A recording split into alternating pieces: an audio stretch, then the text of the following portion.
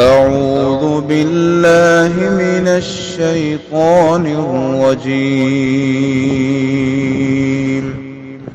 بسم الله الرحمن الرحيم. السلام علیکم ورحمۃ اللہ وبرکاتہ۔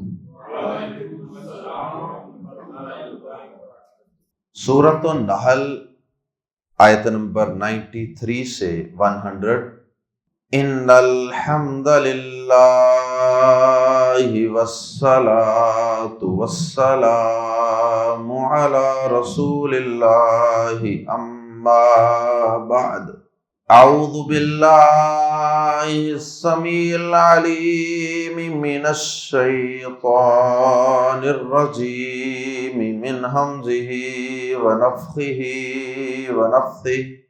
وَلَوْ شَاءَ اللَّهُ لَجَعَلَكُمْ أُمَّةً وَاحِدَةً وَلَكِنْ يُضِلُّ مَنْ يَشَاءُ وَيَهْدِي مَنْ يَشَاءُ وَلَتُسْأَلُنَّ عَمَّا كُنْتُمْ تَعْمَلُونَ۔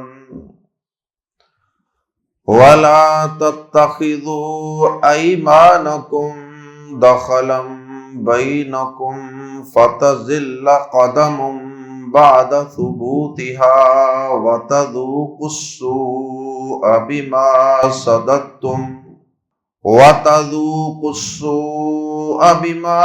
صَدَدتُّمْ عَنْ سَبِيلِ اللَّهِ وَلَكُمْ عَذَابٌ عَظِيمٌ۔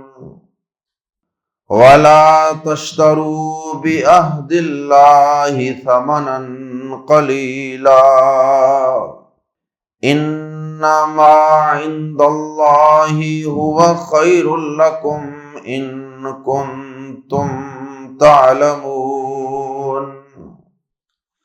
ما عندكم ينفد وما عند الله باق ولنجزين الذين صبروا أجرهم بأحسن ما كانوا يعملون۔ من عمل صالحا من ذكر أو أنثى وهو مؤمن فلنحيينه حياة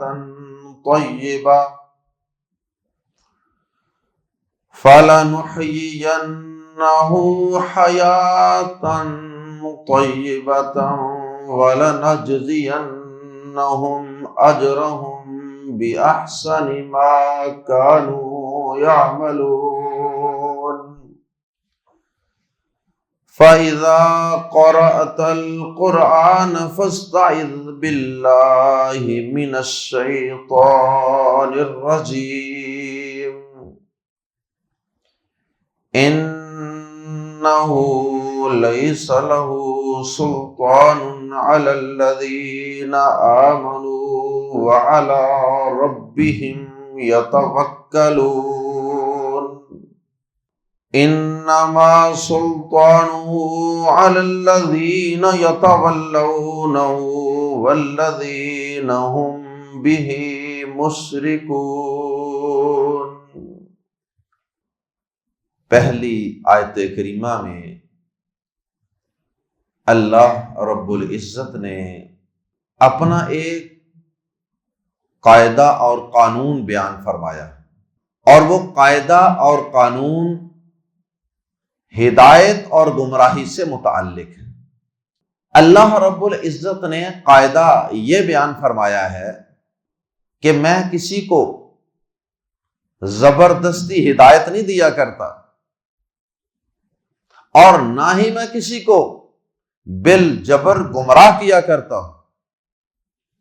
میں نے حضرت انسان کو اختیار کی نعمت عطا فرمائی ہے، قوت ارادی عطا فرمائی ہے، اور اس پہ دونوں راہیں حق اور باطل کی واضح کر دی، اسے بتا دیا، اسے دکھا دیا، اسے سمجھا دیا، پیغمبروں کے ذریعے، کتابوں کے ذریعے، وحی کے ذریعے اچھی طرح اس پر کلیئر کر دیا، یہ راہ ہدایت ہے اور یہ گمراہی کی اور شیطان کی اور جہنم کی راہ۔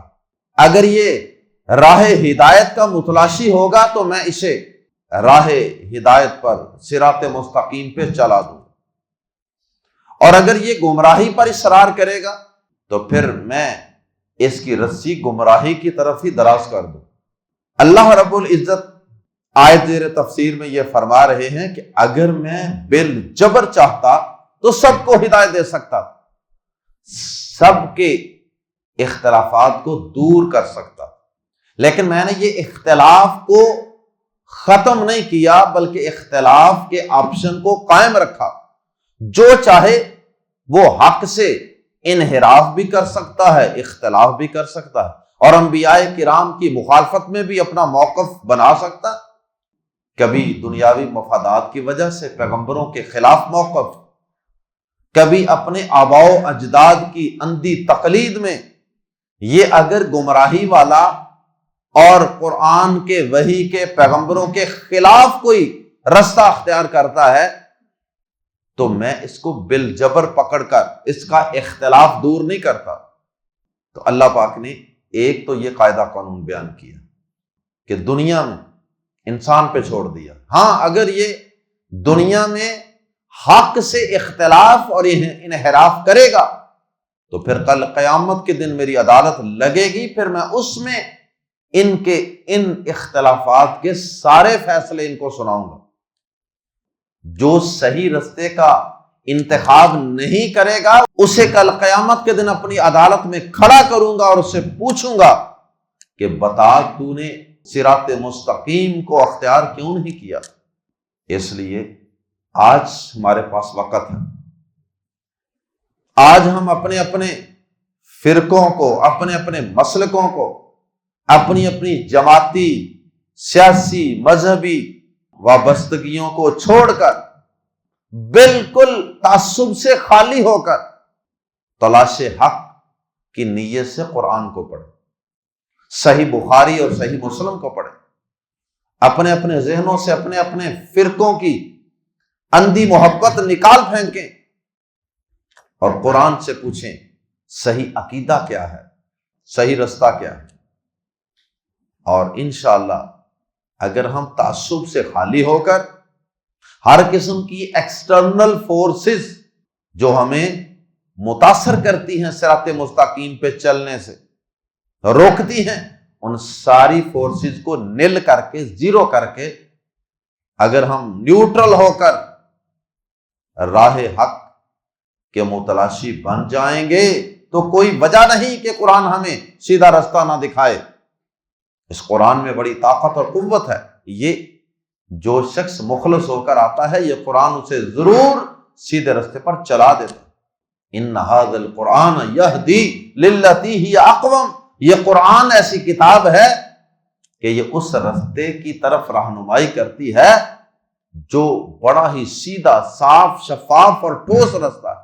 یاد رہے کہ یہ مضمون، اللہ پاک کا یہ قاعدہ قانون اس سے قبل سورہ یونس کی آیت نمبر 99 ہے اور سورہ ہود کی آیت نمبر 118 اور 119، اور یہ مضمون اس کے بعد بھی قرآن مجید میں کئی مقامات پہ بیان ہوا۔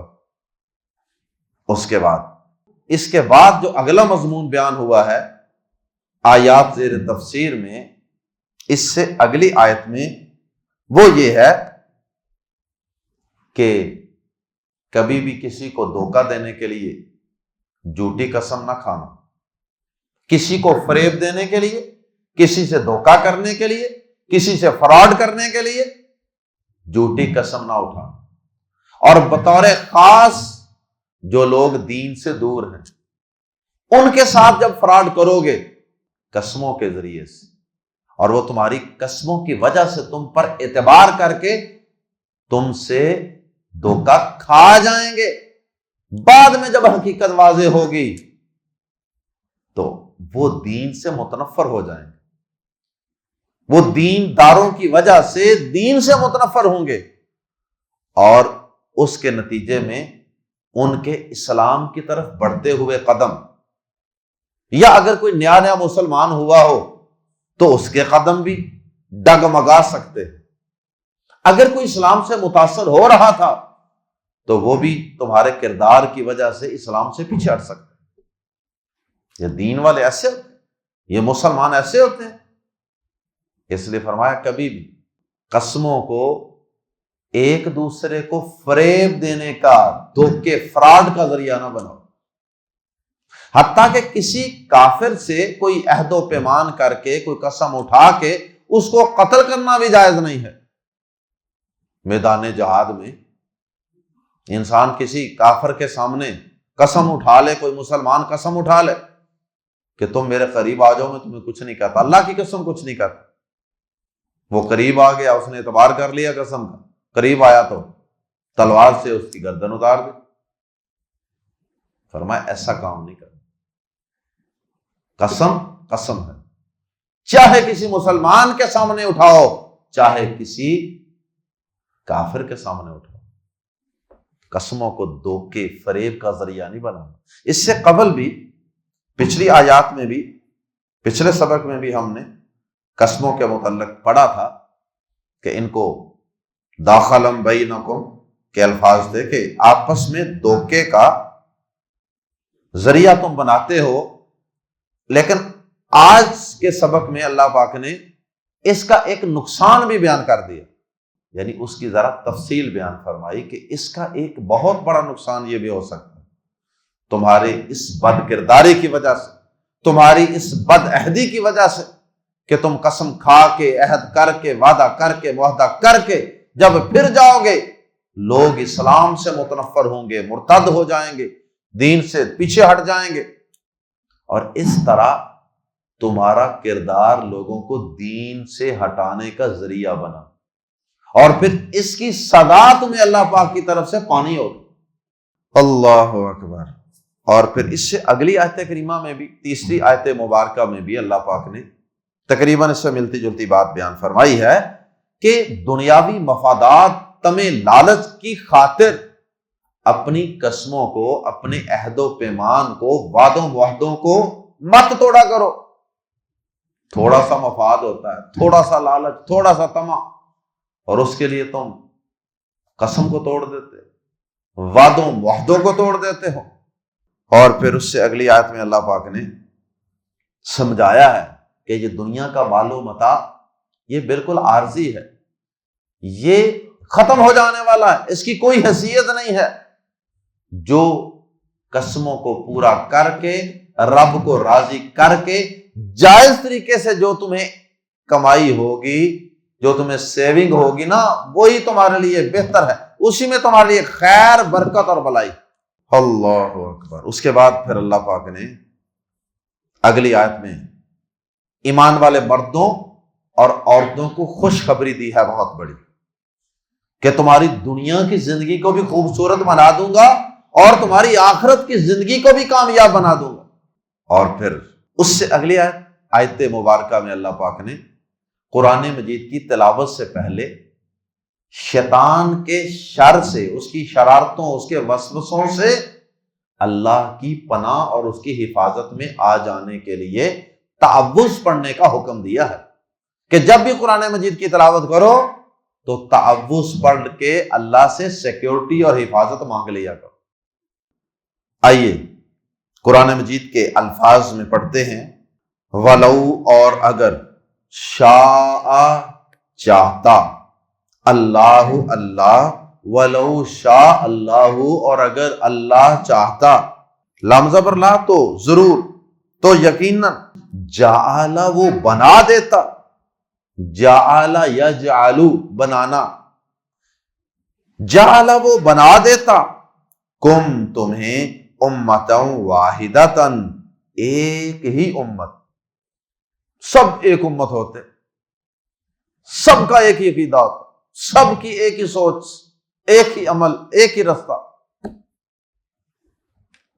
ولیکن، اور لیکن، یضل، وہ گمراہ کرتا ہے، من یشاء، جسے چاہتا ہے، ویہدی، اور وہ ہدایت دیتا ہے، من یشاء، جسے وہ چاہتا ہے۔ کیا مطلب؟ کہ اس نے ایسا نہیں کیا کہ سب کو ایک امت بنا دیتا، اگر سب کو ایک امت بنا دیتا تو اس میں جبر تھا اور یہ اس کی مصلحت کے خلاف تھا۔ اور ساتھ ہی اللہ پاک نے یہ بتا دیا کہ سب کو میں نے ایک امت نہیں بنایا، بلکہ میں نے ہدایت اور گمراہی دونوں آپشن رکھے، جسے چاہتا ہوں ہدایت دیتا ہوں اور کسے چاہتا ہوں وہ اللہ پاک نے بتا دیا کہ جو خود ہدایت چاہتا ہے، ہدایت کے اسباب اختیار کرتا ہے، میں بھی اسے ہی ہدایت دینا چاہتا ہوں، دوسرے کو میں ہدایت دینا ہی نہیں چاہتا۔ اور جو شخص خود گمراہ ہونا چاہتا ہے، میں بھی اسے ہی گمراہ کرنا چاہتا ہوں، دوسرے کو میں گمراہ نہیں کرتا۔ تو یہ اشارہ کر دیا ولیکن، اور لیکن، یہ لیکن کا لفظ بتا رہا ہے کہ اللہ پاک نے سب کو ایک امت نہیں بنایا۔ یضل من یشاء ویہدی من یشاء، وہ گمراہ کرتا ہے جسے چاہتا ہے اور ہدایت دیتا ہے جسے چاہتا ہے۔ اور آخر میں فرمایا یہ نہ سمجھنا کہ چاہے تو ہدایت اختیار کر لو، چاہے تو گمراہی اختیار کر لو، کوئی پوچھنے والا ہی نہیں ہے۔ نہیں، قیامت والے دن تم سے یہ پوچھا جائے گا کہ تم نے راہ ہدایت کو، راہ حق کو قبول اور اختیار کیوں نہیں کیا۔ وَلَا تُسْأَلُنَّ، لام زبر لا شروع میں تاکید کے لیے اور آخر میں نون ثقیلہ یقین کے لیے، یہ دونوں مل کر اکثر اہل علم کے نزدیک یہ قسم کے برابر درجہ رکھتے ہیں۔ یا آپ دو دفعہ یقین کا معنی ترجمے میں پیدا کر دیں، وَلَا تُسْأَلُنَّ، اور یقیناً تم ضرور سوال کیے جاؤ گے، عَمَّا، عن پلس ما، عن کے متعلق، کس کے متعلق؟ ما جو کنتم تھے تم تعملون کیا کرتے۔ یہ ذہن میں رکھو کہ تم سے تمہارے اعمال کے متعلق پوچھا ضرور جائے گا۔ جو رستہ اختیار کرنا کر لو، ابھی اختیار ہے، لیکن جواب دہی کے لیے بھی تیار رہنا۔ ولا تتخذوا، اور نہ بناؤ تم، ایمانکم، ایمان یمین کی جمع، یمین قسم کو بھی کہتے ہیں اور دائیں طرف کو بھی کہتے ہیں۔ ایمانکم، اپنی قسموں کو، دخلن، ایک ہوتا ہے ایمان، ایمان یقین، اور ایک ہوتا ہے ایمان، ایمان جمع ہے یمین کی قسمیں۔ ایمانکم، اپنی قسموں کو، دخلن، فریب کا ذریعہ، بینکم، آپس میں، دخلن بینکم، آپس میں فریب کا ذریعہ، دھوکے کا ذریعہ، فراڈ کا ذریعہ نہ بناؤ قسموں کو۔ فا ورنہ، یا فا کا ترجمہ کے، تزلہ پھسل جائے، زلہ یزل پھسل جائے، قدم کوئی قدم، کہ کوئی قدم پھسل جائے، یعنی کسی انسان کا قدم پھسل جائے، بعد ثبوتہا، اپنے جمنے کے بعد، بعد ثبوت کا معنی ثابت قدمی، اپنی ثابت قدمی کے بعد، اپنے جم جانے کے بعد، یعنی کوئی قدم اپنے جمنے کے بعد، قدم جم گیا اسلام پر، لیکن تمہاری اس طرح کی جھوٹی قسموں سے، فریب سے، دھوکے سے، فراڈ سے، بدکرداری سے، وہ قدم جو اسلام کی طرف اٹھا کر جما چکا تھا، وہ پیچھے اٹھا کر پیچھے ہٹا لیتا ہے۔ واہ، اور تذوقو، تم مزہ چکھو، السوء، برائی کا، اور تم برائی کا مزہ چکھو، یعنی تمہیں اس کی سزا ملے گی۔ بے بازر بھی اس وجہ سے، ما جو صدد تم نے روکا، یسدون آتا ہے، تم روکتے ہو، عن سبیل اللہ، اللہ کی راہ سے، یسدون، تسدون، تو یہ اس کا فعل ماضی ہے۔ صدد تم نے روکا، عن سبیل اللہ، اللہ کی راہ سے۔ اور دوسرا نقصان یہ ہوگا، پھر ایک تو وہ بندہ پیچھے ہٹ گیا، اور دوسرا نقصان یہ ہوگا کہ پھر تم اس جرم کی پاداش میں، کیونکہ تمہارے کردار کی وجہ سے وہ پیچھے ہٹا، تو تم اس وجہ سے جو تم نے اسے، اس قدم کو، اس انسان کو اللہ کی راہ سے روکا، اس کا تم مزہ چکھو گے، یعنی تمہیں اس کی سزا ملے گی دنیا میں بھی، اللہ پاک اس کی تمہیں کچھ سزا دے دے گا۔ وَلَكُمْ، اور تمہارے لیے، عذاب، عذاب ہے عظیم، بہت بڑا، اور آخرت میں بھی تمہارے لیے بہت بڑا عذاب ہوگا اگر تمہاری وجہ سے کوئی شخص اسلام سے پیچھے ہٹ گیا، کفر کی طرف چلا گیا۔ اور میں اور آپ غور کریں کہ ہمارے کتنے ہی ایسے کردار ہیں کہ جس کی وجہ سے بہت سے لوگ دین سے متنفر ہوتے ہیں۔ مسلمان بھی متنفر ہو سکتے ہیں، بے دین لوگ جو نمازی نہیں ہیں، نہ قرآن پڑھتے ہیں، نہ نماز پڑھتے ہیں، وہ بھی جب دین والوں کو دیکھتے ہیں نا، ان کے کردار کو، ان کے اعمال کو، تو پھر وہ دین سے اور متنفر ہو جاتے ہیں۔ اس لیے ہمیں اس حوالے سے بڑا محتاط ہونے کی ضرورت ہے کہ لوگوں کو دین کے قریب کرنے کا ذریعہ بنے، لوگوں کو اسلام قبول کروانے کا ذریعہ بنے، نہ کہ لوگوں کو اسلام سے متنفر کروانے کا ذریعہ بنے۔ وَلَا تَشْتَرُوا، اور مت لو، تشترو کا معنی خریدنا بھی، بیچنا بھی، حاصل کرنا بھی۔ وَلَا تَشْتَرُوا، اور نہ تم حاصل کرو، بازر بھی بدلے، عہد اللہ، اللہ کے عہد کے، اور اللہ کے عہد کے بدلے مت حاصل کرو، مت لو، ثمنًا قلیلا، بہت تھوڑی قیمت۔ اللہ کا عہد کیا ہے؟ ایمان لانے کے بعد ہم نے اللہ کے ساتھ عہد و پیمان کیے ہوتے ہیں نا، کہ یا اللہ ہم تیری بات مانیں گے، تیری اطاعت کریں گے، کسی کو دھوکہ نہیں دیں گے، کسی سے فریب نہیں کریں گے، جھوٹی قسمیں نہیں کھائیں گے، نماز پڑھیں گے، وعدہ خلافی نہیں کریں گے۔ یہ ساری چیزیں، یہ اللہ سے عہد و پیمان ہے۔ تو فرمایا کہ وَلَا تَشْتَرُوا بِعَهْدِ اللَّهِ ثَمَنًا قَلِيلًا، اور اللہ کے عہد کے بدلے کم قیمت نہ لو۔ یہ مطلب نہیں کہ زیادہ لے لو، اس لیے سورہ نساء میں اللہ پاک نے فرمایا کہ کل متاع الدنیا قلیل، کہہ دیجئے کہ دنیا کا سارا مال و متاع ہی قلیل ہے۔ ساری دنیا میں اگر کسی کو مل جائے نا ایمان کے مقابلے میں، ایمان سے ہاتھ دھونا پڑے اور دنیا کی ساری نعمتیں اور مال و متاع اس کو مل جائے، تو یہ بھی گھاٹے کا سودا ہے۔ تو مطلب یہ ہے، دنیاوی مفادات کے لیے اللہ کے عہد اور اللہ کے پیمان کو اور اپنے دین کو خراب نہ کرو، اپنے ایمان کو برباد نہ کرو۔ انما اصل میں وہ انما نہیں ہے جو عرف عام میں ہم پڑھتے ہیں، جسے کلمہ حصر کہتے ہیں، جس کا معنی ہوتا ہے صرف، محض، بلکہ یہ انا الگ ہے اور ما الگ ہے۔ یہ ایک رسم الخط کی وجہ سے اس کو اکٹھا لکھ دیا گیا، تو اس کو آپ نے الگ الگ اس کا ترجمہ کرنا۔ انا، بے شک، ما جو عند اللہ، اللہ کے پاس ہے، ہوا وہ خیرن، بہتر ہے، لکم، تمہارے لیے۔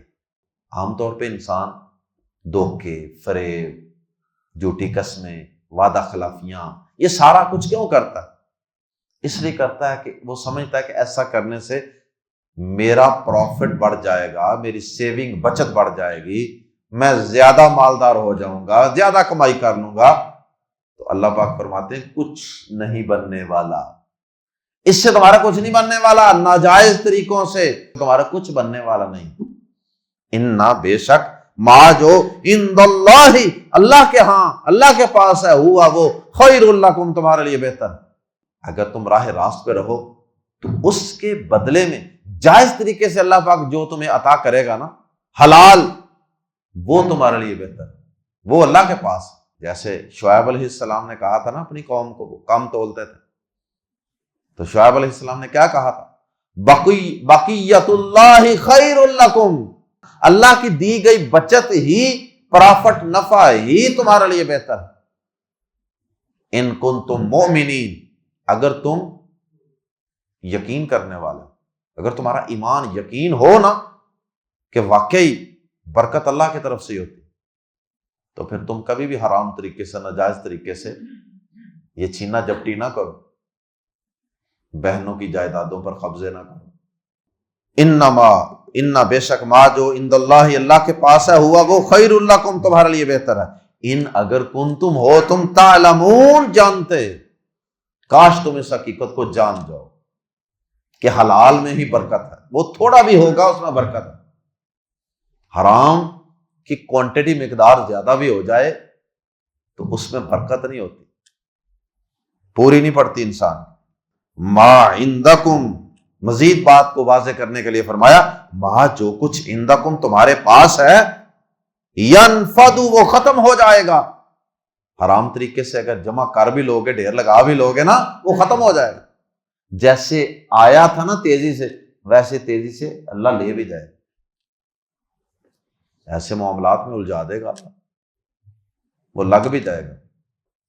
وما عند اللہ، اور جو اللہ کے پاس ہے، باقن، یہ تھا باقیون، باقی رہنے والا، جو اللہ کے پاس ہے کیا مطلب؟ یعنی جو اللہ کی طرف سے حلال طریقے سے ملتا ہے نا، وہ باقی رہنے والا ہے۔ اور ایک مطلب یہ بھی ہے کہ دنیا کا مفاد چند روزہ ہے، اگر ناجائز طریقے سے چھینا جپٹی کر کے کما بھی لوگے تو بہت جلد ختم ہو جانا، تم نے مرتے وقت یہیں چھوڑ جانا۔ اس کی بجائے جو اللہ پاک کے پاس اگر تم صبر کرتے، تھوڑے پر گزارا کر لیتے، حلال پر قناعت کر لیتے، تو اس کے بدلے میں تمہیں جو اللہ کے پاس جنتوں میں نعمت ملنے والی تھی نا، وہ نعمت ہمیشہ رہنے والی تھی، باقی رہنے والی تھی، وہ ختم ہونے والی نہیں تھی۔ وَلَا نَجْزِيَنَّ، اور بلا شبہ یقیناً ہم ضرور بدلے میں دیں گے، الذین، ان لوگوں کو، صبروا، جنہوں نے صبر کیا، حرام سے رکے رہے۔ صبر کا معنی اپنے آپ کو روک کر رکھنا، حرام سے، ناجائز سے، نافرمانی سے، خواہشات سے۔ فرمایا کہ وَلَنَجْزِيَنَّ الَّذِينَ صَبَرُوا، اور یقیناً ہم ان لوگوں کو ضرور دیں گے جنہوں نے صبر کیا، جنہوں نے روک کر رکھا۔ کیا دیں گے؟ اجرہم، ان کا بدلہ، صبر کا بدلہ تو ملے گا نا پھر، بازر بھی اس کے بدلے، بازر بھی بدلے میں احسانی، ان بہترین اعمال کے، بھی احسانی، ان بہترین اعمال کے بدلے میں، ما کانوا یعملون، جو وہ کیا کرتے تھے۔ بہترین اعمال یعنی برائی سے، حرام سے، ناجائز طریقے سے مال کمانے سے، دھوکے سے، فریب سے بچ بچا کر چلتے رہے، اور ان بہترین اعمال کے بدلے میں جو وہ کیا کرتے تھے، ہم انہیں ضرور بہترین بدلہ اور صلہ دیں گے۔ من عمل صالحا، جو بھی کوئی نیک عمل کرے گا، من جو بھی کوئی، اور آگے من کے لفظ میں مرد اور عورت دونوں شامل ہیں، لیکن اللہ پاک نے پھر بھی عورتوں کی دلجوئی کے لیے ان کا الگ بھی ذکر کر دیا کہ کہیں وہ یہی نہ سمجھیں کہ پتہ نہیں ہماری کوئی اللہ کی نظر میں وقت ہی نہیں، قدر ہی نہیں اسلام میں، نہیں، فرمایا من عمل صالحا، جو بھی کوئی نیک عمل کرے، من ذکر، مرد ہو، او انثی، یا عورت ہو۔ نیک عمل کرنے میں مرد عورت برابر ہیں، یہ کوئی جائیداد کی تقسیم نہیں ہے کہ جس میں عورت کو مرد سے نصف دیا جائے گا، نہیں، نیک اعمال میں اور ان کا صلہ اور اجر پانے میں دونوں برابر ہیں۔ وہ مال آدھا دینے میں تو ایک حکمت ہے اللہ پاک کی، ایک مصلحت ہے، لیکن اعمال صالحہ کرنے میں اور جنت کمانے میں، رب کا قرب پانے میں مرد عورت برابر۔ من عمل صالحا من ذکر او انثی، جو بھی کوئی نیک عمل کرے، مرد ہو یا عورت، میل ہو یا فیمیل، واو، اور یا اس واو کا ترجمہ واو حالیہ بھی کر سکتے ہیں، واو اس حال میں ہوا وہ مؤمن، وہ مومن ہو، ہوا یہاں مذکر استعمال کر لیا دونوں کے لیے اکٹھا ہی، کیونکہ پیچھے من آیا تھا نا، تو من کی وجہ سے ہوا کا لفظ استعمال کر لیا، من مذکر ہے تو ہوا بھی مذکر اس کے لیے استعمال کر لیا، ہوا اس حال میں کہ وہ مومن ہو، مومن ایمان والا، توحید والا، یقین والا۔ اگر کسی کا اللہ پہ یقین ہی نہیں، مرنے کے بعد کی زندگی پر ایمان ہی نہیں، یا وہ اللہ کے ساتھ شرک کرتا ہے، وہ مومن نہیں ہے، وہ کافر ہے یا مشرک ہے، ایسے شخص کو کچھ بھی ملنے والا نہیں۔ اس لیے ایمان بنیادی شرط ہے۔ تو فرمایا کہ جو عمل صالح کرے، مرد ہو یا عورت، اور وہ مومن بھی ہو، تو تو لمز والا یقیناً نحیینا، ہم ضرور بے ضرور زندگی بخشیں گے، وہ اسے حیات بخشیں گے، زندگی بخشیں گے۔ اس میں بھی شروع میں لمز والا اور آخر میں نون ثقیلہ، نون مشدد، فلا نحیینا، تو یقیناً ہم ضرور زندگی بخشیں گے ہو سے، وعدہ ہے اللہ پاک کا اور بڑا پکا وعدہ ہے، حیاتن طیبہ، پاکیزہ زندگی، بڑی صاف ستھری زندگی بخشیں گے اسے۔ اور اس میں اشارہ ہے دنیا کی زندگی، بعض نے یہ بھی کہا کہ قبر کی زندگی، برزخ کی زندگی، اور دنیا کی زندگی بھی اس سے مراد ہے، کیونکہ اللہ پاک جو صحیح باعمل مومن ہوتا ہے نا، اللہ پاک اس کو بڑی نعمتیں عطا فرماتے ہیں، اس کی زندگی واقعی بڑی پاکیزہ ہوتی ہے۔ ظاہری طور پہ اگرچہ اس کے کپڑے سادے ہوں، اس کا لائف سٹائل کوئی بہت زیادہ بڑا کوئی لگژری لائف سٹائل نہ بھی ہو، اس کے باوجود اس کی زندگی پاکیزہ زندگی، خوبصورت زندگی ہوتی ہے۔ نمبر 1، اس کو ایک خاص قسم کا اطمینان اور سیٹسفیکشن ہوتی ہے اپنی لائف پر، اسے اللہ قناعت عطا فرما دیتے ہیں۔ قناعت کا مطلب ہے جو کچھ پاس ہے اس پر خوش ہونا۔ اور جو کافر ہوتا ہے، دنیا کا پجاری ہوتا ہے، ہوس پرست ہوتا ہے، اس کی زندگی بہت زیادہ مال و دولت، کوٹھیاں ڈھیر، بینک بیلنس ہونے کے باوجود بھی اطمینان سے، قناعت سے، سیٹسفیکشن سے خالی ہوتی ہے۔ ہر وقت مزید حاصل کرنے کے چکر میں وہ اپنی زندگی کو اجیرن بنا لیتا ہے۔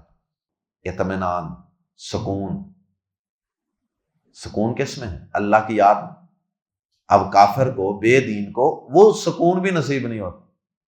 اسی طرح رزق حلال کماتا ہے مومن، اسی طرح سچی عزت اللہ اسے عطا فرماتا۔ باقی لوگوں کی عزت جھوٹی ہوتی ہے، اس کی عزت جس کے دل میں ہوگی، اس کی مومن کی باعمل با کردار مومن کی محبت جس کے دل میں بھی ہوگی نا، وہ سچی محبت ہوگی، سچی عزت ہوگی۔ لوگ اس کے جنازے پہ گڑ گڑا کے دعائیں کریں گے، لوگ اس سے سچی دل سے ٹوٹ کر محبت کریں گے۔ دنیا دار سے کبھی بھی کوئی سچی محبت نہیں کرتا۔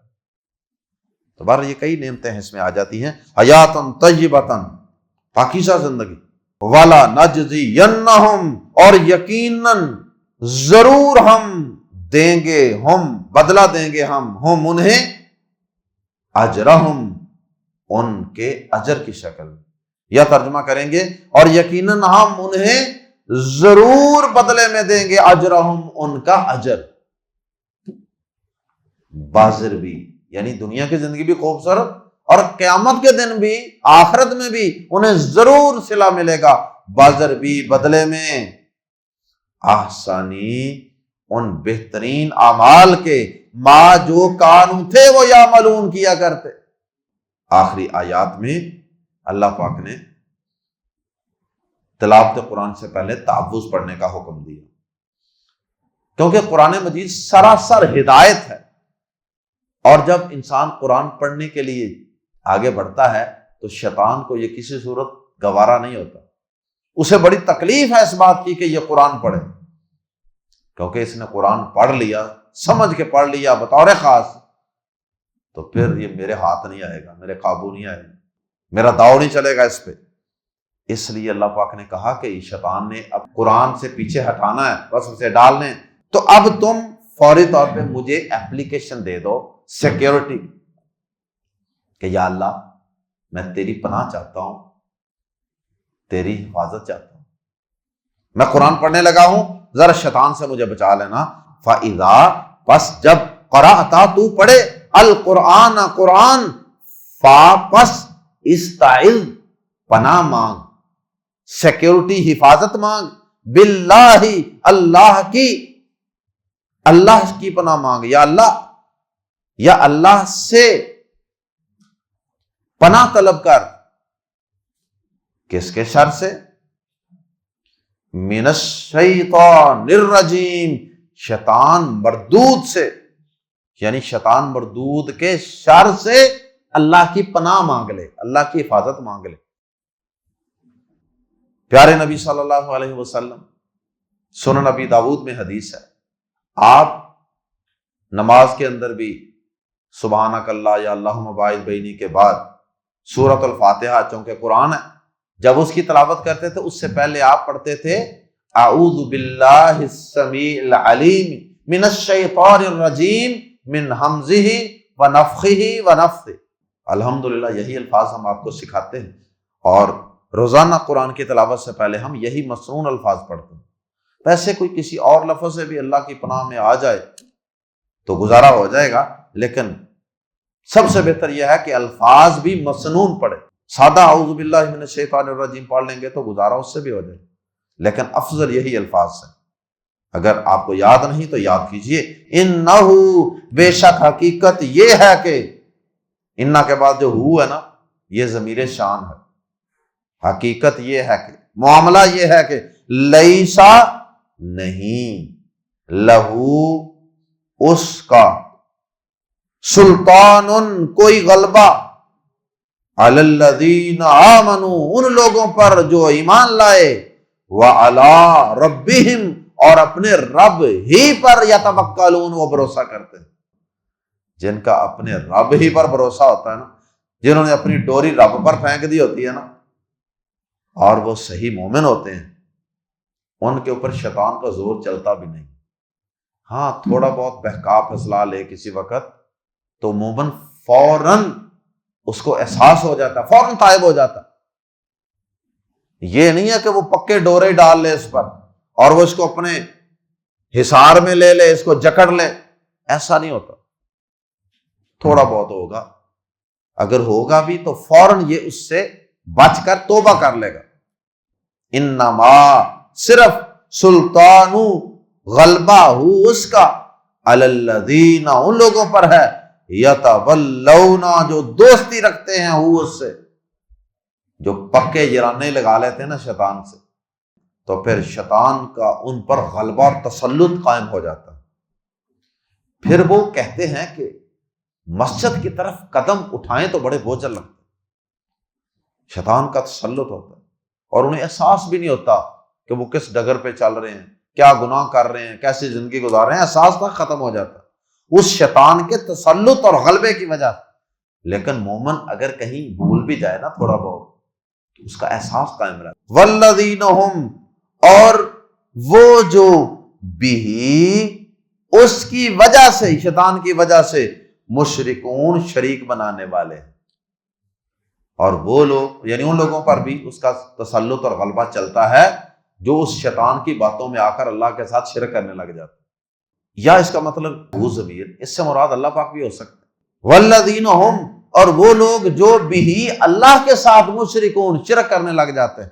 یا ترجمہ، پہلا ترجمہ یہ تھا بھی میں ہو ضمیر شیطان کی طرف، کہ اور وہ شیطان کی وجہ سے شرک کرنے لگ جاتے ہیں، اور دوسرا ترجمہ اور وہ اللہ کے ساتھ شریک کرنے والے ہوتے ہیں۔